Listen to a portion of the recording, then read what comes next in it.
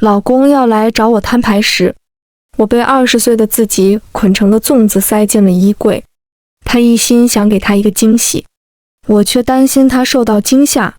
毕竟此时的他正值我与他最相爱的年龄，而他穿来时，我与他即将分离。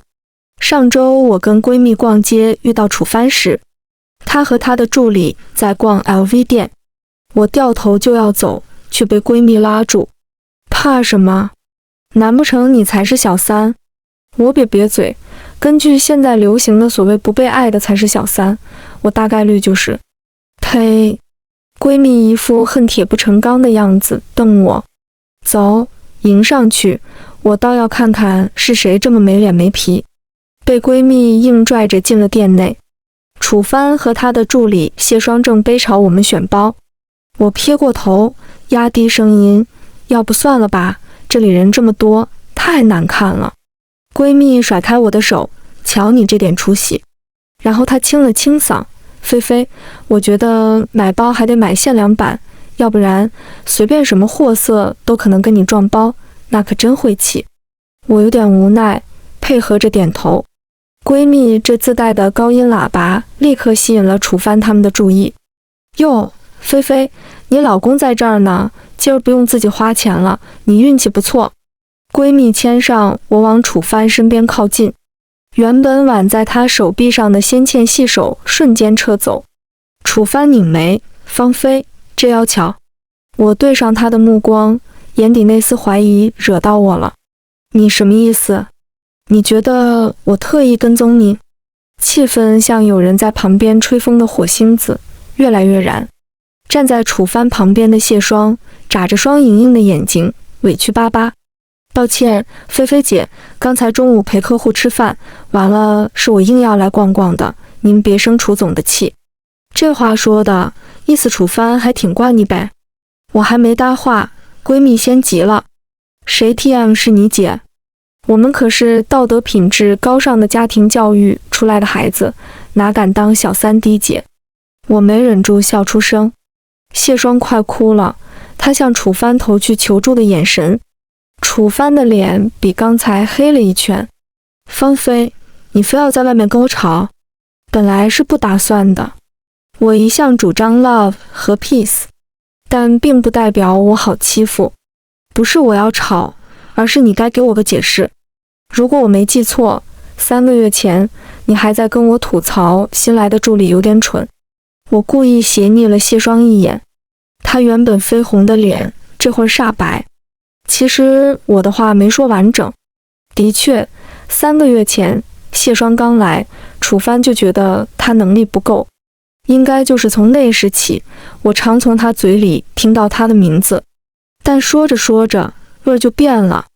即使埋怨他做错了事，语气里也不再只有谴责，而是多了一丝不易觉察到的疼惜。起初我以为是自己女人的嫉妒心作祟而产生的错觉，直到楚帆那种语气越来越频繁，我就确定他恐怕对谢双有了好感。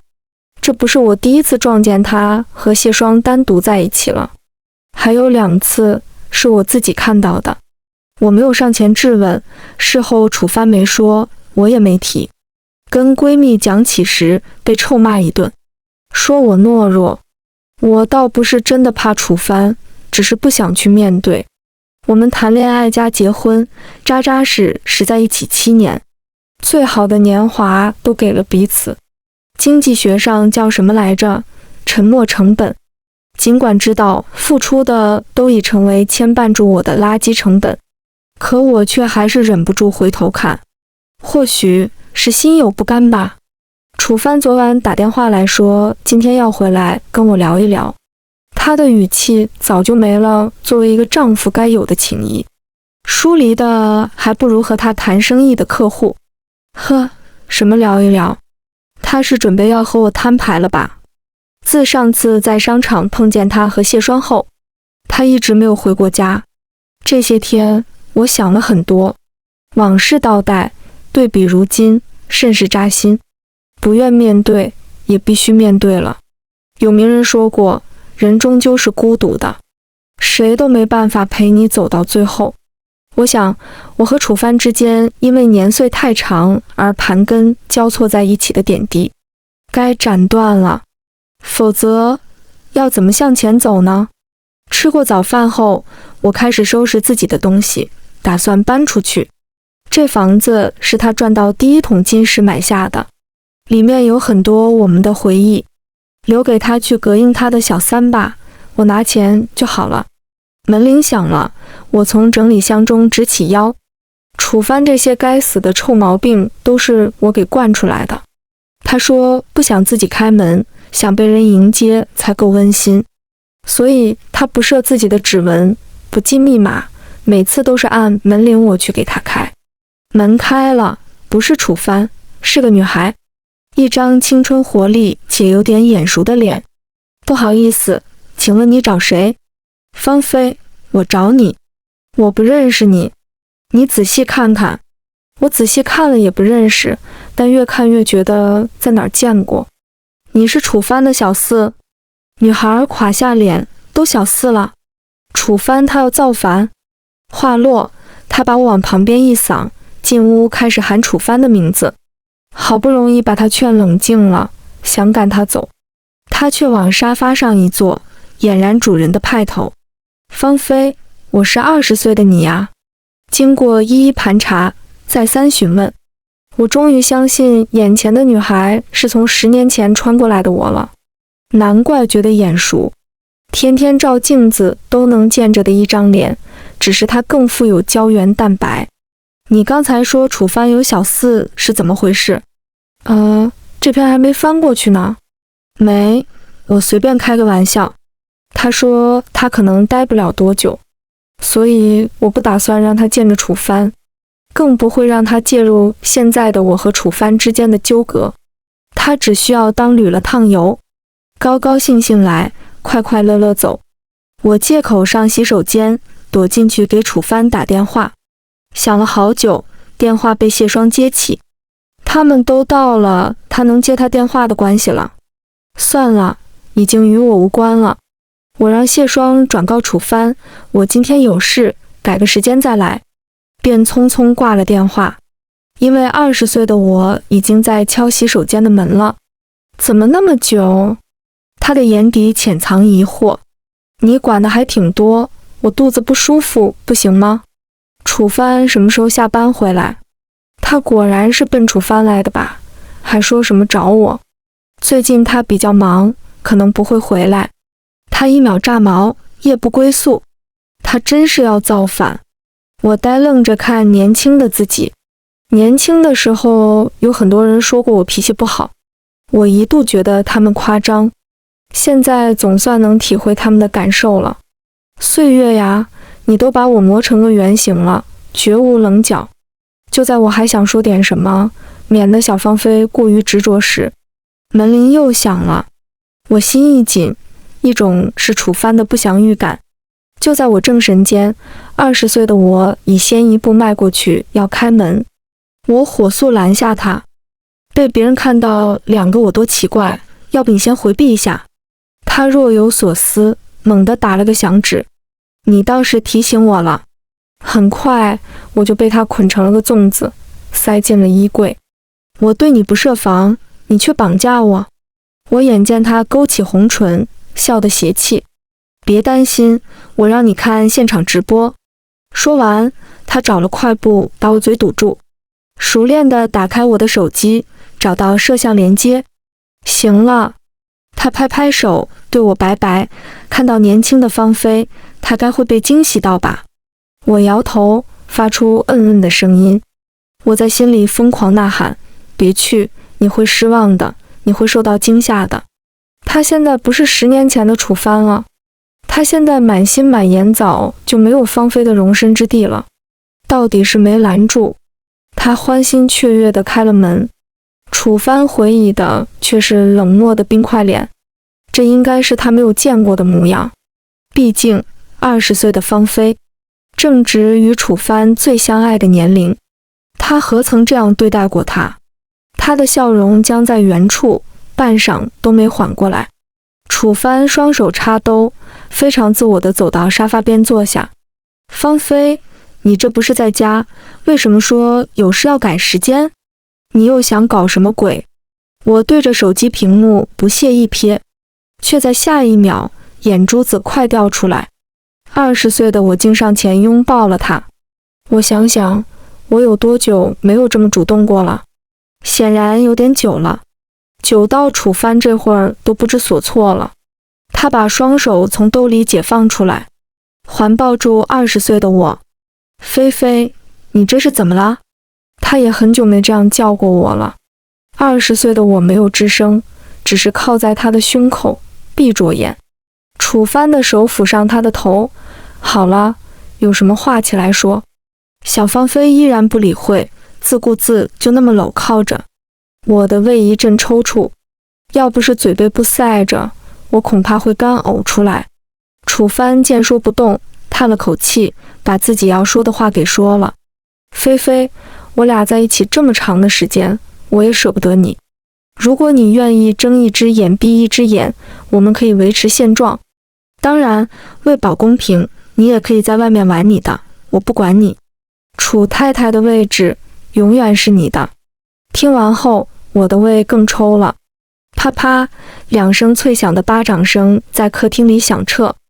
楚帆的两边脸分别起了5指红印。20岁的我正咬牙切齿地瞪着他呆愣的样子。好啊，楚帆，你发过誓爱我一辈子的，这才多久就全忘了？别想蒙我，谎话你可以说，但心跳不会假。我刚才抱你的时候，你心如止水呀，一丝一毫的乱跳都没有。楚帆反应过来了，刚才还稍带丝柔情蜜意的脸，这会儿已覆上阴云。他狠狠拽过小芳菲的手，力气直逼。芳菲，你 TM 是不是有病？没有爱你是不是就不过了？不过正好，我今天本就是要跟你说这事儿的。离婚协议我会找律师发你，财产方面我不会亏待你，只是希望你能配合，大家好聚好散。楚帆把小芳菲一甩，重重扔回沙发上，他哇的大哭起来。楚帆，你混蛋，你这么对我，会有报应的。他的哭闹没有唤起楚帆联系，反而引起他的不耐。他撇开小芳菲，还想拉扯他的手，不悦地走出去，摔门声震得房屋似乎都颤了下。20岁的我还晓得用哭闹来威胁，30岁的我早不会了，因为知道已经没用了。衣柜门被拉开，小芳菲可怜又难过的小脸通红，上面挂着未干的泪滴。我被从衣柜里扶起来，边解掉身上的绳索边安慰她，别难过，这只是30岁的楚帆，他针对的是我，不是你。他抽泣着倔强道，有什么区别呢？他是楚帆，我是芳菲啊。我一时语塞，只得沉默。我早知道这样的真相摊开在他眼前，过于残忍。你说为什么？他为什么会变成这样？是不是你刚才说了什么小四小三的？小芳菲的情绪又激动起来，揪着我不放。对呀，为什么会这样？仅仅是因为谢霜吗？林楚帆身姿挺拔，五官俊朗，一双清澈的桃花眼更是勾人摄魂。再加上成绩优秀，运动细胞发达，在大学里就是个风云人物，好多女生封他为校草，追他的女生能从10堂排到30堂。即便后来我都被他挂表白墙了，还是有一堆不死心的女生上赶着往他身边窜，但他从来都目不斜视地专注在我身上。那会儿甚至有大胆的女生公然来挑衅我。有一回我和室友去上公共课，刚进教室就有一个女生拦住我们的去路，眼尾发狠，语出带刺，叫我不要黏着楚帆，楚帆只有他才配得上。正巧楚帆他们进来了，我打趣地问他对这事儿怎么看，他正眼都没瞧那女生一下，揽过我的肩，径直走人。那女生不依不饶，打着声音对楚帆撒娇，哭唧唧的，看着我都快心疼了。楚帆愣是没有一下好脸色，还警告他，如果再惹我，不会对他客气。那女生是文学系的系花，长得漂亮又多才多艺的，喜欢她的男生也不少，可她偏就死心眼瞧上楚帆了。在那之后还纠缠过楚帆一段时间。后来我曾问过楚帆，就真没有一丝动心。他十指紧扣住我的手，缱绻地在我耳边道，我的心太小，只装得下一个芳菲。这也是我一度对楚帆很放心的原因。要说起来，那谢花可比谢霜好多了。那会儿为动摇过分好的人，现在是被什么迷了心窍呢？带小芳菲出门吃饭，中途给闺蜜发了个信息，她火急火燎地赶来，盯着小芳菲的眼都直了。来回打量一番后，她点点头，虽说是一个人，但区别还是挺明显的，毕竟你老10年呢。楚帆真没发现端倪。我对着闺蜜挤眉弄眼，示意她别讲这么闹心的话题。好了，自己还不了解自己吗？我没那么脆弱。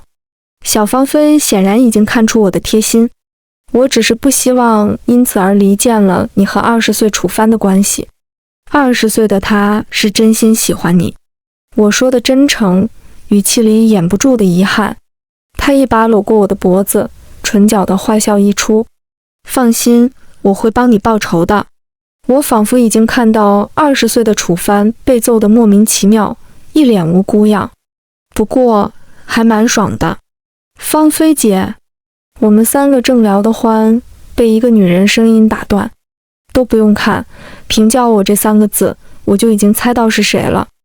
谢霜扭着她的小蛮腰，高跟鞋跟地面碰撞，发出尖锐的咔嗒声。吃个饭居然见到脏东西，眼睛疼。闺蜜的高音喇叭又开始营业了。我注意到谢霜的脸色肉眼可见地从晴转阴。小芳菲扫了眼谢霜，问她是谁。闺蜜斜了谢霜一眼，还能是谁？楚帆那龟儿子的小情妇呗。店里还有别的客人。听她这么一提，纷纷把注意力转向谢霜。小芳菲也是震惊一跳。卧槽，楚帆这几年的品味是被轰炸机给粉碎了。你就输给这货？我扶额。今天是没法 peace 了。本来谢霜的脸就够阴沉了，被他俩这么一大声挤兑，干脆也不装了。芳菲，我是敬你年纪大，尊称你一声姐。楚帆早就不爱你了，你不过是比我多了一纸结婚证而已。闺蜜正要帮我开喷，被我打断。我笑着摇摇头，好整以暇地瞅着她。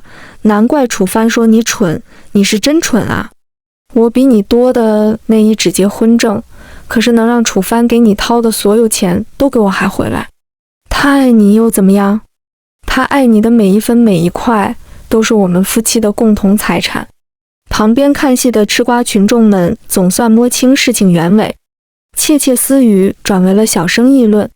现在小三都这么明目张胆了，直接找正式叫板。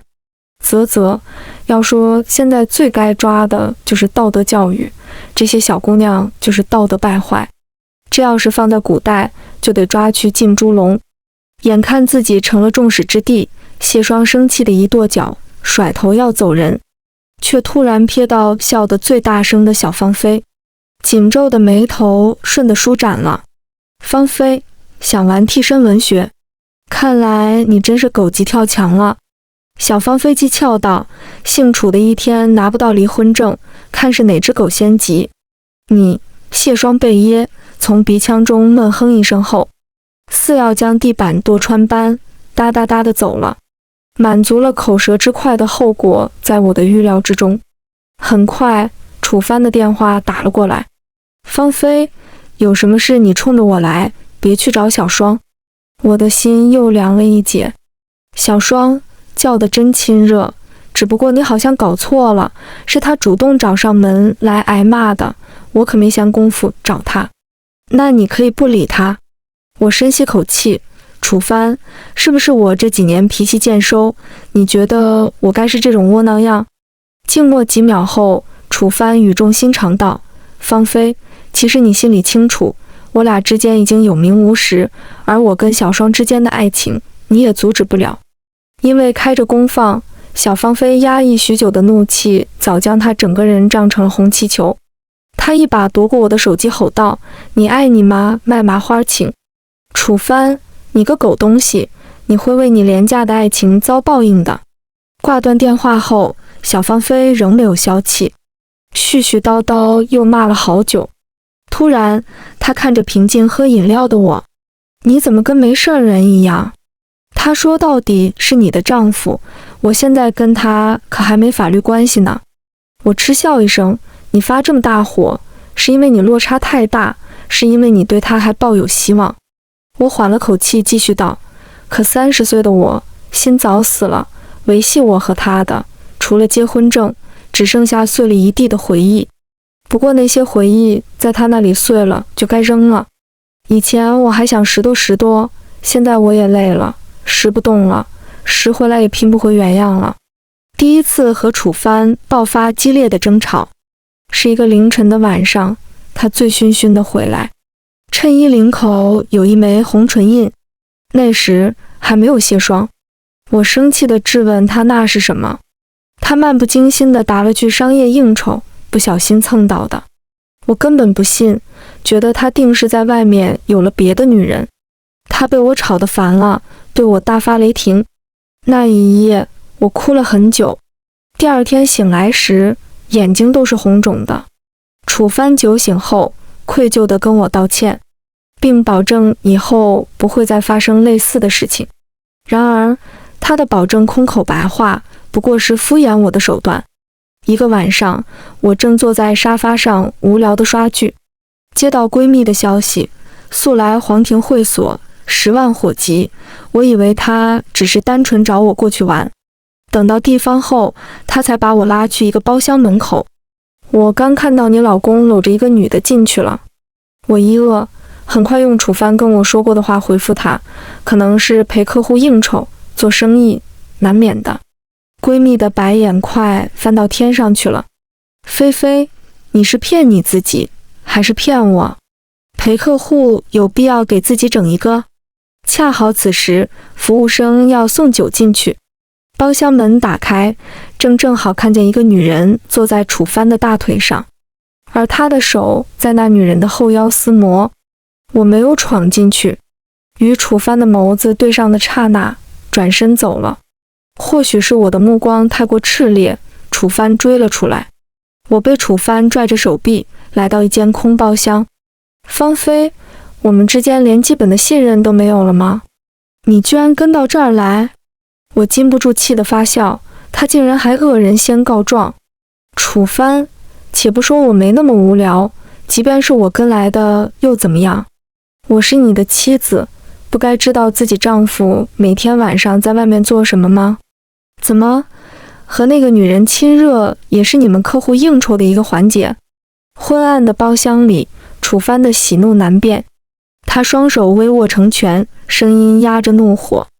我现在还有事要处理，你先回去，回家再说。我并没有依他，而是伸手从他包里翻出了车钥匙。你喝了酒，一会儿开不了车，我在车上等你，省得喊代驾了。楚帆愤恨地转身往外走，丢下一句随便你。闺蜜发信息问我需不需要帮忙，我发了个摆手的笑脸过去。靠坐在驾驶位，我顿觉疲惫。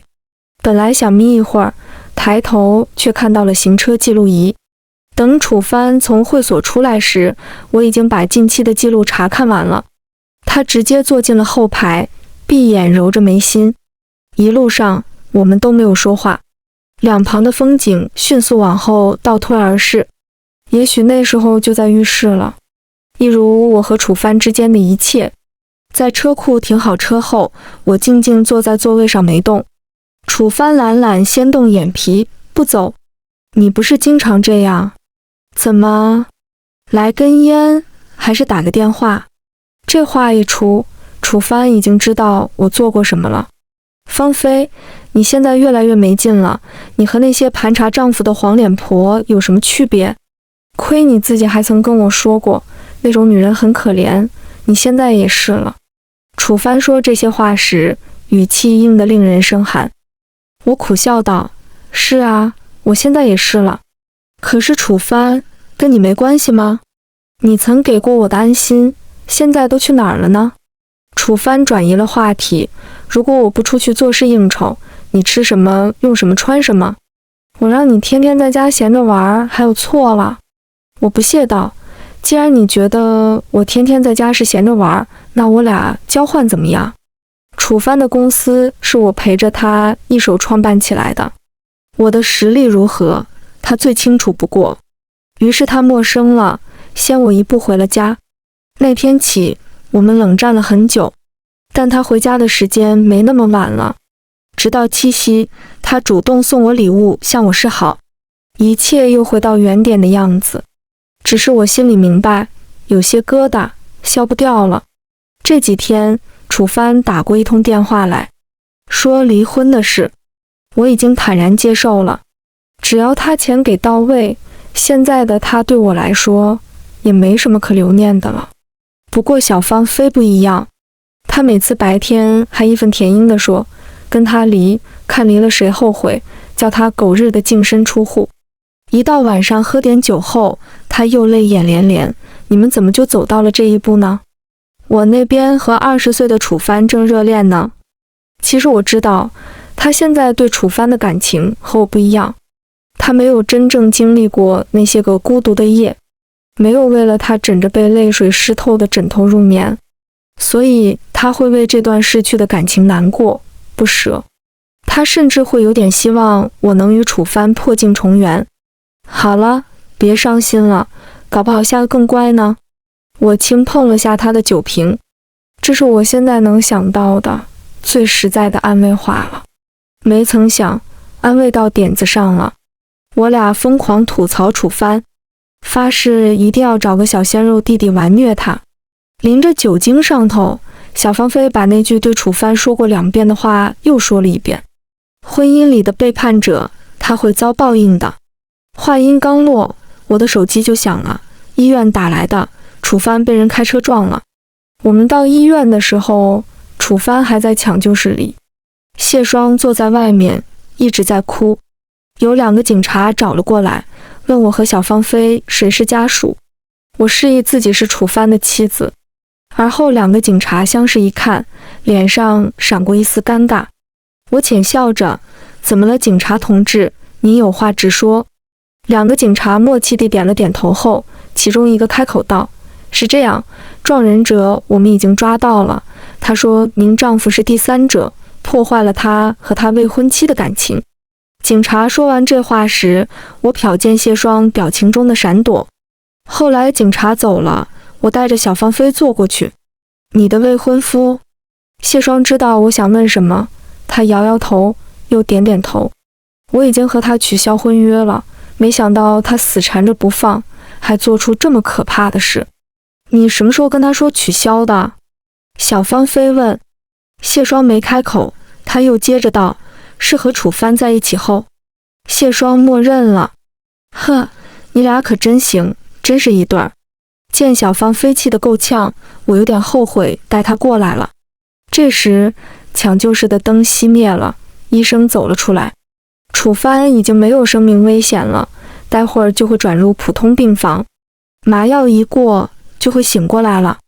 小芳菲背过身去，抹了把脸，真是便宜他了。嘴上这么说，待他转过头来，眼眶仍是湿润的。楚帆醒了，睁眼见到我和小芳菲，先是一惊，而后竟面露愧色。他轻声道：小双跟我说你找了个年轻的女孩，长得很像你，还真是。可是抱歉，芳菲，我对你已经不是以前那种感觉了，你这样我……他话未说完就被打断。楚帆出车祸还没把脑子撞清醒。谢双说什么你都信。楚帆被我骂呆了，几秒后他笑道：也对，我就说嘛，那种小说里才有的情节，怎么可能？况且你是芳菲啊，你做不出这种事。我看看小芳菲，她瞪着楚帆的眼眸一满恨。是啊， 30岁的楚帆毁了他对美好爱情的向往和期待。楚帆还得住院1周，我俩约定他出院那天就去办离婚。临走前，我重重地拍了下他被纱布缠实的腿，自求多福，可不是每个人都有我这样对待小三的宽容。楚帆疼得龇牙咧嘴，最后用怨怼的目光送我们离开。回到家，我又继续那天因为小芳菲的到来而被耽搁的事。他陪了我一会儿，竟靠在墙边睡着了。他昨晚就跟我提过，这2天他总爱犯困，记忆也总出现偏差，还有些刚发生不久的事，若再去想，就始终记不得。我猜测他可能要穿越回去了。收拾书房的时候，不小心打翻了楚帆的一个纸箱，从最底层落出来一本灰色日记本。犹豫再三，我还是打开了。3月10日，天气晴，心情好。今天交了房子的定金，我终于实现了对菲菲的承诺。我们能在这座城市有自己的家了。看着她满心欢喜，我觉得一切的辛苦都是值得的。我想和菲菲一直在一起，将来我们还会有孩子，我们一家人会很幸福的。4月20日，天气阴，心情差。新晋标的项目，对手背景很强，我不知道自己行不行。托人想找点关系，但对方好像并不愿意搭理我们这种小公司。酒也喝了，玩也玩了，却也白费了，好累呀。但回家看到菲菲，一切疲惫都化作乌有。5月5日，天气晴，心情好。虽然之前那个项目失败了，但黄老板给我引荐了一个新项目，这个看起来更有前景，能赚更多。为了谢谢黄老板，一条龙服务肯定是少不了的。这个黄老板哪儿都好，就是好酒好色。不过只要项目能达成，花点钱就花点钱吧。为了陪他，最近回家的时间越来越晚。菲菲好像不高兴了，好在跟他解释了一下就好了。等拿到钱，全部上交给他。有老婆真好。6月17日，天气晴，心情差。婚姻中是柴米油盐酱醋茶，我们也不过这世间最普通的一对夫妻，天天在外面已经要陪笑脸应付客户了，回家还得听菲菲跟我讲那些生活上的琐碎，我还要应付她。稍微晚了点，或者身上有酒气、香水味，还要跟她解释半天，好累，好烦。为什么不能像谈恋爱那会儿那般轻松？我有点不想回家了。6月23日，天气阴，心情差。我知道是自己可能贪心了些。芳菲这些年已经为我收敛了很多，脾气小了，性格温和了，可最初对她的那种喜欢好像也不见了。看到她只会让我想到一地鸡毛的生活，我宁愿在车里多待一会儿，也不想上去面对她。7月10日，天气晴，心情极差。芳菲越来越过分了，竟然找到会所来。我已经跟她说过，我那些都是为了生意，是逢场作戏。哪个在外面跑的男人不这样？我也不想啦，可是要赚钱啊。赚钱哪是那么容易的事？你不陪着人家玩这样，人家会带你玩那样吗？他倒是站着说话不腰疼，谁不是说话轻松做事难？8月5日，天气晴，心情差。人是给我新招的助理，看着挺机灵，结果笨手笨脚，印个东西都会出错，还把我让他寄出去的文件给丢碎纸机里了，真是被他蠢死。8月6日，天气晴，心情。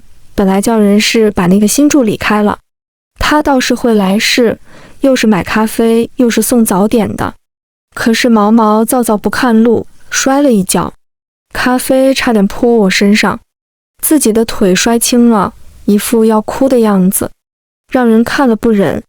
8月10日，天气晴，心情不错。助理又搞错约客户的时间了，有点无奈。本来挺生气，看到他撒娇卖萌的，气莫名又消了。不知道为什么，最近觉得跟他在一起很轻松，感觉自己都年轻了不少，有时候还有种错觉，就像是回到了以前和芳菲在一起的时光。最近越来越喜欢和他待在一起。8月20日，天气晴，心情好。虽然对不起芳菲，但我觉得自己对谢双动心了。和他在一起，没有负担，没有压力，只有他的关切，他的贴心。或许年纪大了，以前我喜欢芳菲那种直来直往、大大咧咧，现在我喜欢谢双这样温柔可人、轻言细语。8月30日，天气晴，心情纠结。我想什么时候得找芳菲把话说清楚了。谢双虽然没说，但我也听到了公司的闲言碎语。可是芳菲又该怎么办？毕竟她也是陪我从无到有，我们共患难过。这么多年的感情，我也不愿意双方撕破脸。断断续续看了几十页，就像是在看我们的爱情是如何消逝的幻灯片。重重合上楚帆的日记，我自嘲地笑了。原来这段感情的结束，在他那里，我也并非无辜。当我在抱怨、在哭泣时，他觉得我打破了他对我的期待。我从最开始的吵闹到后来的回避，再到放任不理，但从来没有想过开诚布公地谈一谈。可是，这就是他选择出轨的正当理由。可笑，荒谬。我承认婚姻这门课程，我和他一样都不及格，但不管那些个他不归家的夜里多冷寒，我都未曾想过找别人来取暖。我曾心甘情愿地惯着他的小矫情，也曾和他一样憧憬属于我们的未来。可是他呢？因为累，因为烦，就从解释到敷衍，再到不予理会，最后变成去别人那里找寻梅开二度。呵，又有哪段爱情在遭遇婚姻后少得了鸡飞狗跳呢？我突然后悔了。后悔竟然不想破坏小芳菲和20岁的楚帆，也许一开始就不该和他步入婚姻。我回房间里找睡觉的小芳菲，却只看到一张纸条。我突然觉得身体有点轻飘飘的，我可能要走了。之前跟你提过吧，我记忆好像变得很差，很多过来后发生的事我都不记得了。趁我还记得一点，想跟你说一说。30岁的芳菲，你很好，没有让我失望，没有为婚姻遭背叛哭哭啼啼，更没有为挽留一个想离开的人而委屈自己。我大概穿过来的时候脑子被门挤了，才会不想你们离婚，别理我。和你相处这段日子很快乐，也让我认清了很多东西。虽然里面的很多细节我记不得了，但那种感觉落进我的 DNA 了。勇敢地追求自己想要的，爱情只是我们生活的一小部分，楚帆也只不过是我们人生中的插曲。过去的就像沙，扬了吧，我们值得更好的未来。望向窗外蔚蓝的天空，我笑得欣慰，对着空气轻轻点了点头。冲吧，我们值得更好的未来。从民政局出来，谢双就迫不及待地过来挽上了楚帆的手。我把墨镜一戴，连再见都不想说了，因为不必再见了。晚上，闺蜜非常懂事地为我组了个轰趴，庆祝我回归单身，有钱有闲。正当我们闹得欢腾时，包间门被推开，一个长相俊美、略显青涩的小男人径直走到我面前。闺蜜凑我耳边问是谁，我也是黑人问号脸。小男人掏出手机，微信二维码界面。姐姐，能帮个忙吗？我玩大冒险输了。我凝着他那双清澈的水汪汪的大眼睛，身体已经先大脑一步行动，加上了他的微信。等他走后，闺蜜笑道：菲菲，离婚果然是好事，艳福不浅哦。我想起之前和小芳菲吐槽楚帆时说过的戏言，唇角微勾，莫非还真要应验了？果然，本以为只是一次意外帮忙，却被小奶狗弟弟沾上了。这天正和弟弟全在一起刷剧，收到闺蜜的消息，点开却发现是关于楚帆的。我和他离婚后不久，就听说谢双怀孕了。他应该挺高兴，毕竟我们在一起的时候，他就不止一次表达过他喜欢小孩子。可是我不想生孩子，所以一直都有设防。这会儿闺蜜却告诉我，谢双的孩子不是她的，是她前任的。楚帆现在一整个颓废的不行，公司好像也出问题了。跟闺蜜聊完，我又想起之前小芳菲念叨的话，没记错的话，她一共说过3次楚帆会有报应的，加上车祸，这已经是第2次了。我倒吸一口凉气，为楚帆默哀，不禁怀疑他真是20岁的我，该不会是哪只误入的天使吧？正窃喜间，小奶狗弟弟圈着我的手臂紧了紧，凑过脸来要亲亲。我看着这张好看到让人窒息的脸，似乎有点明白他穿过来的真正意义是什么了。还真是，下一个更乖。